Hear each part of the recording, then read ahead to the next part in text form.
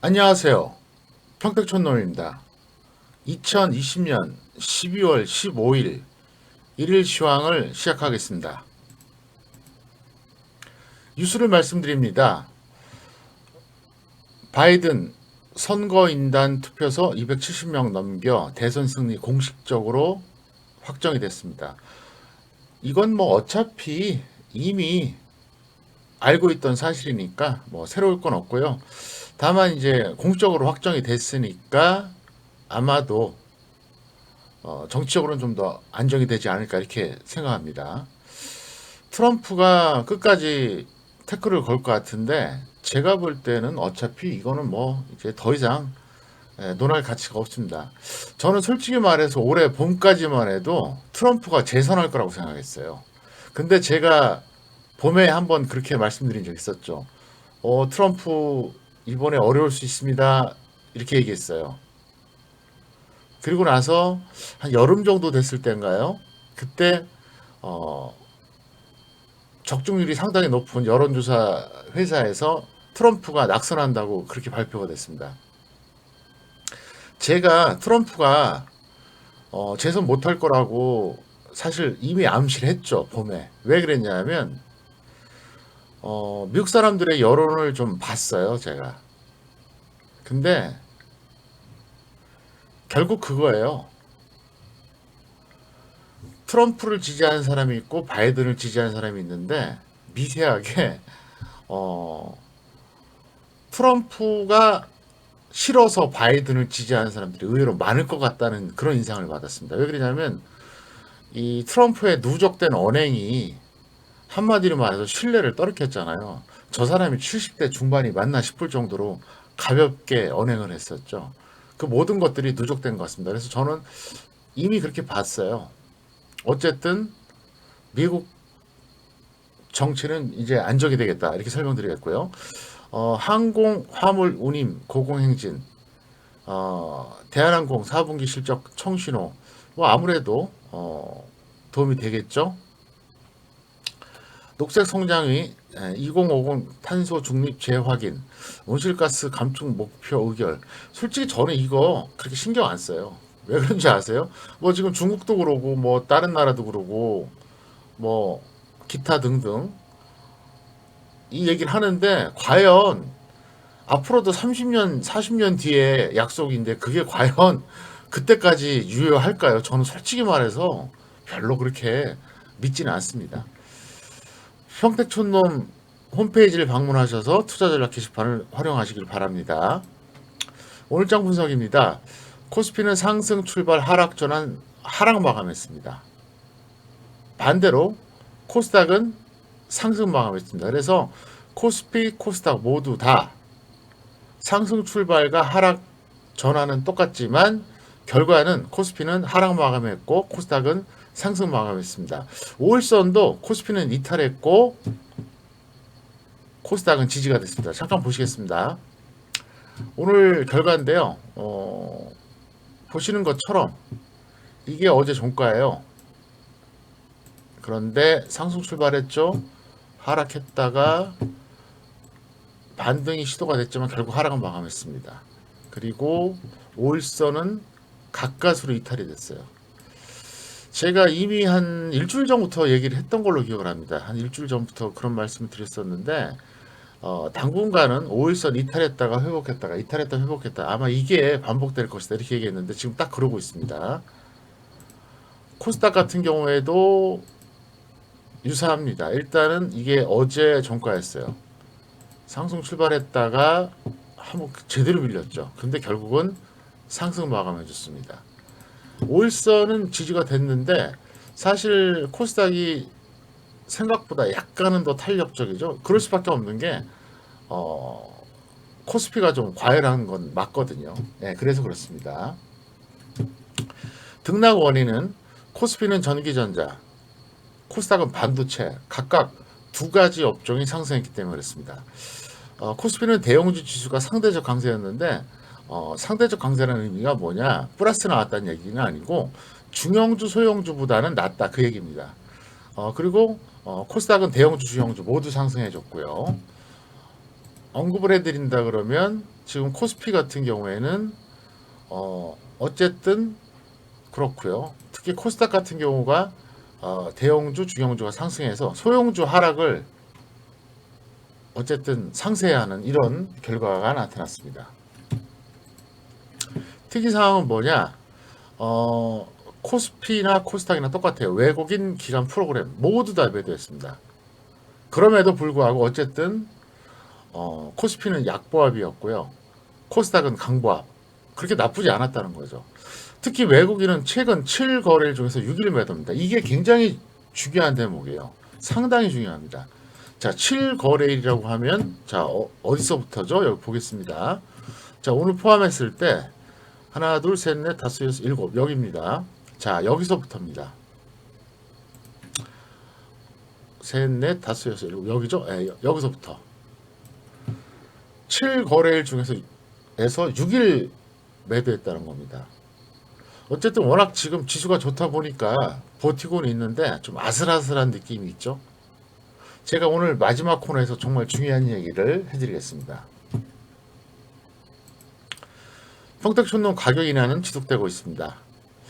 현물은 40만 원인데요. 최근에 이번 주는 뭐 그렇게 썩 좋지는 않았어요. 솔직히 말씀드리면. 근데 워낙 싸잖아요. 그러니까 가담해 보시기 바라겠고요. 제가 요즘은 집중력이 좋아지고 있습니다. 파생은 12월에는 하실 필요가 있을 것 같아요. 오늘은 제가 뭐 손절했지만 사실은 제가 원칙이 처음에 매매해서 실패하면 그 다음 매매를 안 하거든요. 성공하면 계속 하고요. 그래서 손실을 확정시키려고 했던 거예요. 사실 오늘도 매매를 얼마든지 할 수 있었는데 제가 좀 자제를 했습니다. 어쨌든 현물 40만원, 파생 75만원, 통합은 115만원입니다. 제가 볼 때는 통합은 제가 확실하게 컨디션을 회복하면 하시는 게 좋을 것 같고요. 현물과 파생은 필요하신 분들은 하시기 바랍니다. 특히 파생은 12월 중에 꼭 하시기 바라겠습니다. 12월 중에. 현물은 뭐 큰 부담 없이 접근하시면 돼요. 뭐 한 종목만 적중해도 버는 돈 아닙니까? 1,000만 원 투자해서 4%만 벌어도 40만 원이니까 큰 부담은 없다. 이렇게 생각합니다. 자, 제가 야심차게 준비한 게 있습니다. 업종 종목 분석 주간 리포트.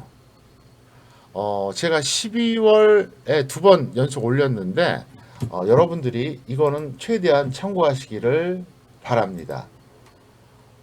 그래서 현재 이 내용에 대해서는 이미 계속해서 말씀을 드렸었고 여러분들이 이미 활용하고 계신데 잠깐 화면을 보시겠습니다. 이게 홈페이지입니다. 홈페이지 보시면 이렇게 나와 있죠.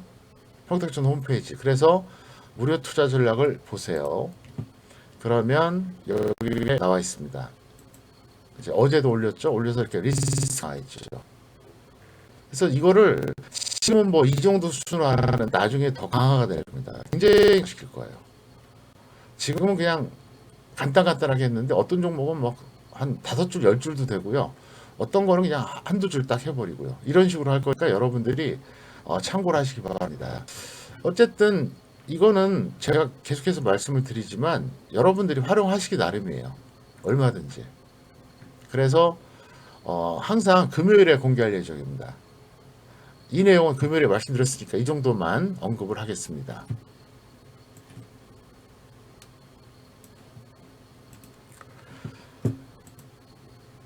자, 이번엔 오늘의 관심 종목입니다. 현대 오토에버. 야, 정말 셉니다. 정말 세다는 말밖에 할 말이 없어요. 적정주가 48,000원대인데 지금 굉장히 세거든요. 이게 호재를 만났죠. 흡수 합병할 기업이 2개나 생기는 바람에 지금 더 올라가고 있는데 보이자는 일단 매도 재매수 하시고요. 미보이자는 21선 아래에서 단기 매수하자. 자, 현대 오토에버 보시겠습니다. 와, 이거 정말 셉니다. 굉장히 세요.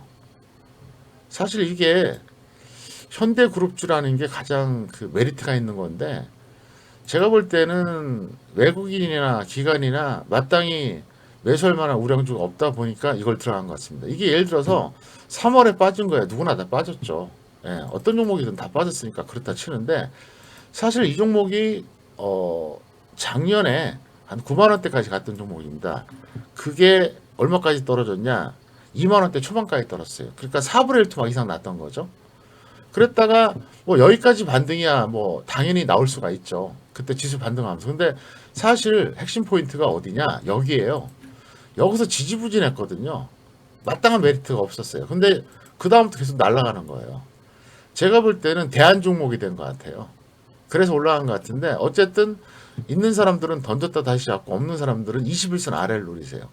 21선 아래에서는 또 기회가 충분히 오니까 단기 매매 가능하다 이렇게 말씀을 드리겠습니다. 라이브 파이낸셜 보이자는 홀딩은 매도하시고요. 미보이자는 역시 21선 아래 단기 매수인데 온실가스 테마로 상승을 했습니다. 이 종목 같은 경우에는 좀 박스권 횡보하다가 이제 급등해 버렸죠. 네, 박스권 횡보했습니다. 급등했는데 조금 더 홀딩하는 게 나을 것 같아요. 왜 그러냐면은 이 박스권에서 완전히 물량 소화는 다 된 것 같습니다. 그렇기 때문에 좀 더 추가 상승할 것 같고요. 21선 조정이 쉽게 오진 않겠죠. 근데 뭐 안 오면 그만이니까 그런 식으로 대응해 주시기를 바랍니다.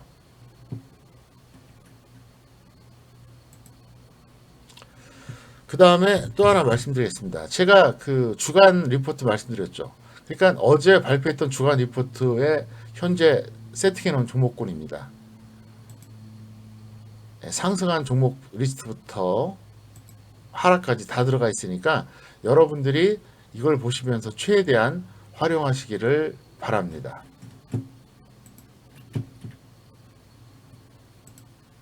매매 결과는 오늘 뭐 그냥 그저 그랬어요. 생략하겠습니다. 자, 지금부터 중요한 얘기를 하겠습니다. 코스피는 12월 하순에 21선 이탈 가능성 이렇게 말씀드렸었는데 자, 이게 무슨 얘기냐? 제가 지난주 금요일만 해도 그렇게 얘기했어요. 자, 지난주 금요일에 했던 얘기 다시 한번 하겠습니다. 12월과 1월 얘기했을 때 12월 현재죠. 12월에는 21선이 이탈할 수도 있다 정도만 얘기했어요. 할 수도 있다. 그러니까 확정적인 건 아니고 뭐 경우에 따라서 그럴 수도 있다. 근데 1월에는 21선이 확실하게 이탈이 된다. 61선까지도 볼 수 있다. 이렇게 얘기를 했거든요. 분명히 이렇게 얘기했어요. 그런데 지금 제가 수급이라든가 기타 등등을 보면은 12월에 이탈할 것 같습니다. 현재 예상은 그래요. 그러니까 지난주 금요일에 말씀드렸던 거로 다시 환산해 보면 12월에 21선이 이탈할 수도 있고 아닐 수도 있다.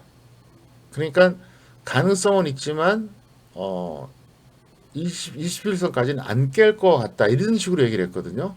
근데 제가 볼 때는 12월 중에 21선이 한번 깨질 것 같습니다. 이거 굉장한 차이죠. 왜 그러냐면 21선이 지금 현재 2664입니다. 그러니까 지금 대략 보면 한 100포인트 정도 아래인데 편차가 있죠. 그러니까 지난주에 했던 얘기는 12월 이번 달에는 21선이 이탈할 수도 있지만 이탈하지 않을 가능성이 높다는 뉘앙스로 계속 전달해 드렸어요. 그런데 어제 오늘 살펴보니까 이탈 가능성이 충분합니다. 그리고 1월에는 21선은 기필코 이탈한다 이렇게 말씀을 드렸었죠. 그래서 1월에는 21선은 반드시 이탈하고 61선까지도 우리가 고려해 봐야 된다 이렇게 얘기를 했어요. 1월에는 뭐 120선까지야 뭐 그 너무 먼 얘기니까 그거는 쉽지는 않을 겁니다. 왜냐하면 120선이 깨지면 완전히 끝나는 거거든요. 그래서 이거는 최후의 보루라고 보시면 되고 어쨌든 1월의 전망은 똑같아요. 1월의 전망은 21선은 제가 볼 때는 확실하게 이탈할 겁니다. 1월에는 21선은 확실하게 이탈하고 61선까지도 볼 수도 있어요. 1월에는 120선은 최후의 보루니까 이거는 지금 판단할 문제가 아니고요. 다만 12월 전망이 바뀌었다는 거예요. 12월에 저는 지난주까지 분명히 21선 이탈은 뭐 그렇게 쉽진 않을 거다. 5일선 넘나드는 거야 충분히 나올 수 있지만 이렇게 얘기를 했거든요. 근데 제가 볼 때는 남은 기간 동안 이탈할 가능성이 상당히 농후합니다. 그 첫 번째 이유가 뭐냐면 현재 수급이 너무 안 좋아요. 수급이 지수는 좋았지만 오늘 제가 그 브리핑에서도 말씀드렸다시피 최근에 외국인들은 7일 중에서 하루만 단 하루만 매수했습니다. 그러니까 12월 7일부터입니다. 그래서 이걸 기간별로 본다 그러면 12월 7일부터 한번 환산해서 보겠습니다. 12월 7일부터 오늘까지죠. 예, 오늘까지 오늘이 15일이죠. 환산해서 봤을 때 생각보다 심각해요. 뭐가 심각하냐? 이제 화면이 작으니까 읽어드릴게요. 7거래일 동안 개인이 4조 매수했습니다. 무려 4조. 코스피에서 4조. 굉장히 많죠? 근데 동기간에 외국인은 3조 매도했고요. 기간에 1조 매도했습니다. 그러니까 얘네들이 또 수법이 또 똑같아요. 장밋빛 전망을 얘기해 놓고 지들이 던지는 거죠. 예. 그죠? 웃기잖아요. 분명히 뭐 굉장히 좋게 얘기했거든요. 근데 7거래일 만에 나타난 수치로는 굉장한 거죠. 그래서 일단 첫 번째 이유가 뭐냐면은 수급이 현재 좀 안 좋아요. 만약에 여기서 엄청나게 호전적인 수급이 나오면 모를까. 그렇지 않고 옆으로 긴다 그랬을 때 조금이라도 미국 시장이 삐끗하면 쏟아질 수가 있다는 거죠. 보시겠습니다. 이게 현재 미국 시장인데요. 미국 시장도 슬슬 이제 방황하고 있죠. 왜냐하면 최근에 이제 흐름을 보면은 철저하게 박스권이잖아요. 네, 박스권입니다. 오르락내리락 하면서. 이게 다우존스입니다. 나스닥도 보면 최근에 한 4, 5일 전에가 고점이었고 지금 방황하고 있어요. 그래서 미국 지수도 좀 불안하고 우리나라 지금 수급도 그렇고 그래서 일단 여러분들은 아직까지는 그렇게 뭐 긴장할 단계는 아닙니다. 그러니까 제가 그 얘기했죠. 12월 중이라고 했으니까 아직까지는 뭐 긴장할 단계는 아닌데 이번 주까지는 큰 무리가 없을 것 같습니다. 그래서 이번 주까지는 그냥 평소대로 매매를 하셔도 될 것 같아요. 다만 12월 하순 그러니까 우리가 보통 일반적으로 10일까지가 뭐 상순 11일부터 20일까지가 중순 21일부터 말일까지가 하순 뭐 이렇게 우리가 보잖아요. 그러면 이번 주까지는 큰 무리가 없다고 봐야 됩니다. 그러니까 다음 주부터 긴장하라는 얘기죠. 미리 얘기하는 게 좋겠죠. 그 다음에 현물은 3개월 이내 신규 상장주를 집중 운영하시고요. 파생은 양방향 대응하시기 바랍니다. 왜 그러냐? 오늘도 그렇고 최근에 보면 아주 웃기지도 않아요. 이게 코스닥의 3개월 이내 신규 상장주거든요. 특히 오른쪽에 보시면 맨 아래에 있는 종목일수록 뭡니까? 상장된 지 얼마 안 된 거예요. 맨 아래에 있는 게 우측 맨 아래. 보시면 이렇게 순환매가 나와요. 굉장히 센 편입니다. 코스피도 마찬가지예요. 코스피도 비교적 맨 아래쪽에 있는 것들이 셉니다. 그래서 이쪽에서 지금 돌고 도는 이런 현상이 나올 것 같습니다. 그래서 여러분들이 이걸 잘 활용하시면 될 것 같고요. 어쨌든 저는 여기서 마치겠습니다. 감사합니다. 마치겠습니다.